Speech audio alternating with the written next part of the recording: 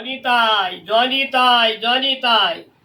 কৃষ্ণদাস কবিরাজ গোস্বামী কলম দিলেন চৈতন্য চরিতামৃতে।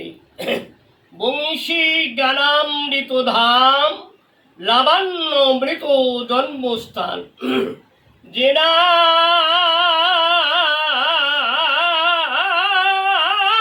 হ্যারে সোচাজ বদন, সেই নয়নে কিবা কাজ করু তার মুন্ডে বাজ।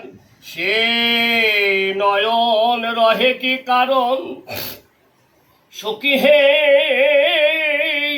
শুনো মোর হত বিধিবল।